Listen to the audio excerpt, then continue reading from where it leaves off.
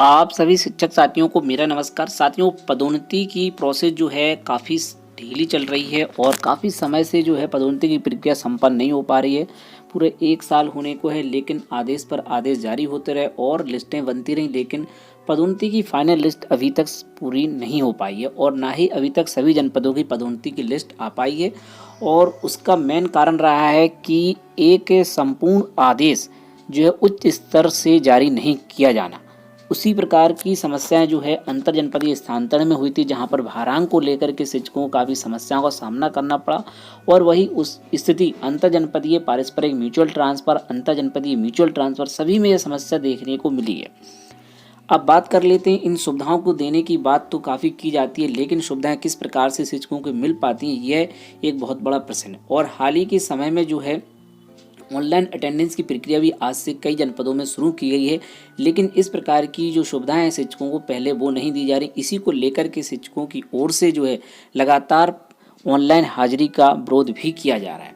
तो फिलहाल बात करते हैं पदोन्नति की। तो पदोन्नति में एक जो है काफ़ी स्थिति बन रही है कि उसमें एक पेंच फंसता दिखाई दे रहा है, और जो पेंच है आप सभी भी जानते हैं क्या हो सकता है। वो है मूल रूप से मौलिक नियुक्ति तिथि, टेट एवं रिक्त पदों की गणना को। इस बारे में पूर्व में भी मैंने बताया था कि रिक्त पदों की सही से आकलन जो है विभाग ने अभी तक नहीं किया कि आखिर कितने पदों पर जो है शिक्षकों की पदोन्नति होनी है। इसको लेकर के कोई भी स्पष्टीकरण अभी तक जो है प्रदेश स्तर से जारी नहीं किया गया। हाँ, ये जरूर है कि जिले में जो है सूचनाएं मांगी गई थी और उस सभी जनपदों से सूचनाएं मांगी थी कितने शिक्षकों के पद रिक्त हैं और कौन कौन से पद रिक्त हैं, जैसे कि प्रधान अध्यापक के और जूनियर में सहायक अध्यापक के। उसी प्रकार के जो है सूचियां सभी जनपदों से जारी हुई थी, यानी कि लिस्ट जो है सभी जनपदों से बनी है। लेकिन जो सूचनाएं मांगी गई थी आदेश के रूप में, उसके रूप में जो है चाहे आईटीआई की बात कर लें या जो है पर्टिकुलर रूप से भी जो है बीएसए स्तर से जो है सूची जारी की गई थी।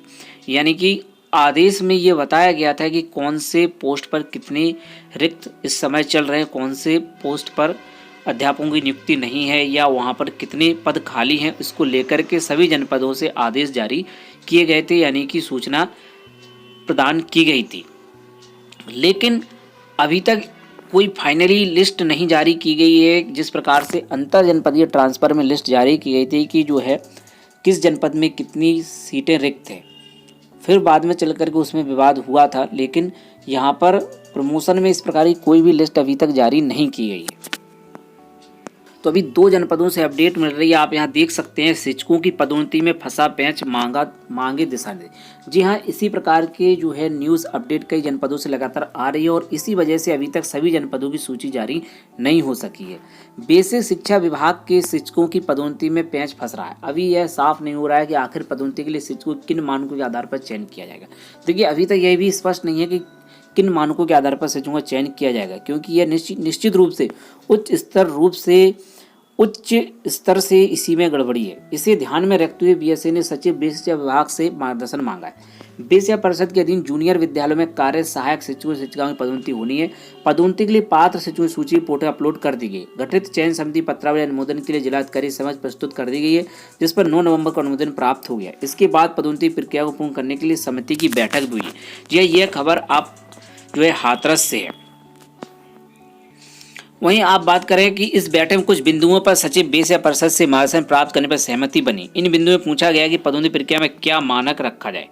पदोन्नति सामान्य प्रकार से होनी है अथवा टेट के आधार पर। पदोन्नति रिक्त पदों की गणना किस छात्र संख्या के आधार पर होगी। या देखिए, यहाँ पर भी वही बात है कि रिक्त पदों की संख्या किस आधार पर निकाली जाए। वहीं सहायक अध्यापक उच्च प्राथमिक विद्यालय में भाषा, विज्ञान, गणित पदों पर पदोन्नति किस आधार पर की जानी है। सम्मिलित विद्यालय रिक्त पदों की गणना किस आधार पर की जाए। वहीं 68,500 सहायक अध्यापक भर्ती के अंतर्गत अन्य जनपदों से आए शिक्षकों की ज्येष्ठता सूची में पूर्व में नियुक्ति तिथि अथवा जनपद में नियुक्ति के आधार पर सम्मिलित किया जाए अथवा नहीं।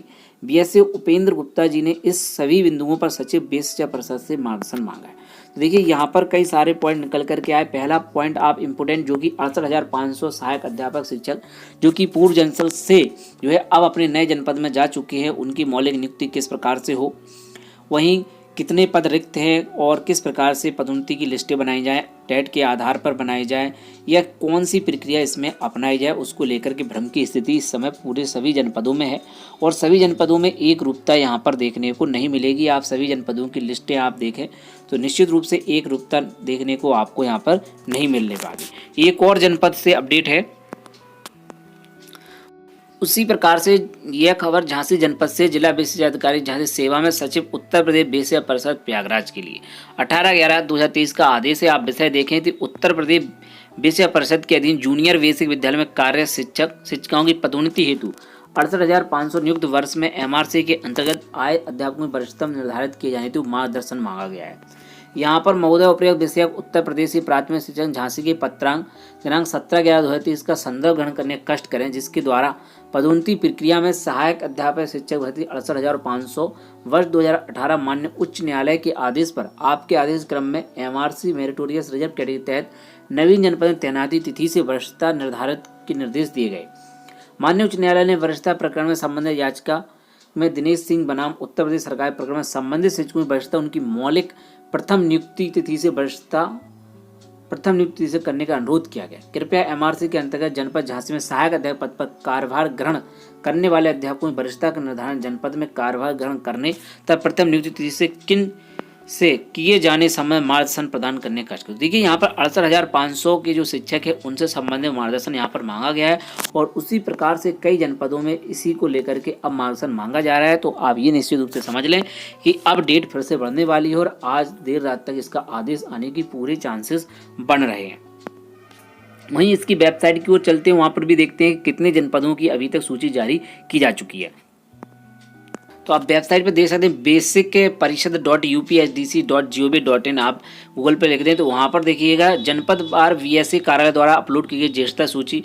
तो देखें आप आगरा की अपडेट हो चुकी है, अलीगढ़ की, अम्बेडकर नगर, अमेठी, अमरोहा, औरैया की देखिए अभी तक 17/5/2023 के बाद कोई भी सूची अपलोड नहीं की गई है। अयोध्या की हो चुकी है, आजमगढ़ यहाँ पर देख सकते हैं, बागपत की भी 30/10/2023 से कोई भी सूची अपडेट नहीं की गई है।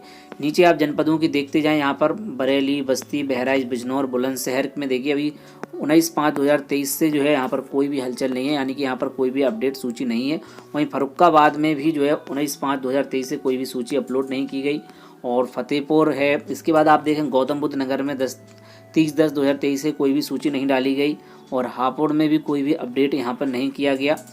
इसी प्रकार से आप नीचे देखते चले जाएं, अपने जनपद का नाम आपको दिख रहा होगा यहीं पर मैनपुरी में भी 31/10 के बाद कोई भी सूची अपडेट नहीं की गई है और मथुरा में भी जो है 18/5/2023 के बाद से कोई भी सूची अपडेट यहाँ पर नहीं की गई है। वहीं मिर्ज़ापुर में भी 24/7 और प्रतापगढ़ में 30/10 के बाद से सूची अपडेट नहीं की गई। वहीं नीचे आप आते जाएं और वाराणसी में। तो इस प्रकार से जो है इन जनपदों की सूची अभी तक जो है वेबसाइट पर अपडेट नहीं की गई है और कई जनपदों में लगातार विवाद की स्थिति भी बन रही है और धरना भी शिक्षकों को देना पड़ा था। अब देखना होगा कि इस संबंध में कब जल्द आदेश आ सकता है, क्योंकि 22 तारीख तक सूचियां अंतिम रूप से पदस्थापन की भी कार्रवाई की जानी थी, लेकिन जिस हिसाब से यह प्रक्रिया चल रही है मुझे नहीं लगता है कि अब यह प्रक्रिया संपन्न हो पाएगी और कई सारे विवाद भी इसमें लगातार बनते जा रहे हैं। फिलहाल आप बेसिक परिषद .upsdc.gov.in वेबसाइट से जो है अपनी जनपद की सूची को आप देख सकते हैं। देखिए यहाँ पर बेसिक शिक्षा परिषद के अधीन संचालित जूनियर बेसिक विद्यालय में कार्य शिक्षकों की पदोन्नति की ऑनलाइन प्रणाली, आप यहाँ पर ज्येष्ठता सूची वाला ऑप्शन आपको दिख रहा है, इसी पर जाकर के आपको सूचियाँ इस प्रकार से फिर देखने को मिल जाएंगी और यहाँ से आप देखें सूची देखे वाले ऑप्शन से आप यहाँ से डाउनलोड कर सकते हैं और अपने जनपद की सूची को देख सकते हैं। वहाँ पर आप अपना क्रमांक देख सकते हैं, वरिष्ठता क्रमांक आपका कौन से नंबर पर है। फिलहाल एक अनुमान के तहत जो है 100 से लेकर के 150 तक शिक्षकों की पदोन्नति हो सकती है। इससे ज़्यादा मुझे उम्मीद नहीं लग रही है। फिलहाल अगर इससे ज़्यादा होती है तो ये बहुत बड़ी बात होगी। कई जनपदों में इससे ज़्यादा भी हो सकती है, संभावना पूरी है, और कई जनपदों में इससे कम भी हो सकती है। और कई जनपदों में नगर क्षेत्र और ग्रामीण क्षेत्र की अलग प्रकार से बनाई गई है।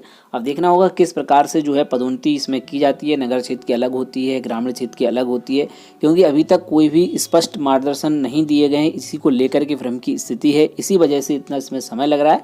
लेकिन ये सब कहने की बातें हैं, इसमें जानबूझकर इसमें समय लगाया जा रहा है। जिस प्रकार से अंतर जनपदीय स्थानांतरण हो चाहे म्यूचुअल ट्रांसफ़र हो, सभी से जो है बड़े उच्च लेवल पर अधिकारी सभी परिचित हैं, लेकिन इसको करना ही नहीं चाहते, इस वजह से इसमें इतना डिले लग रहा है।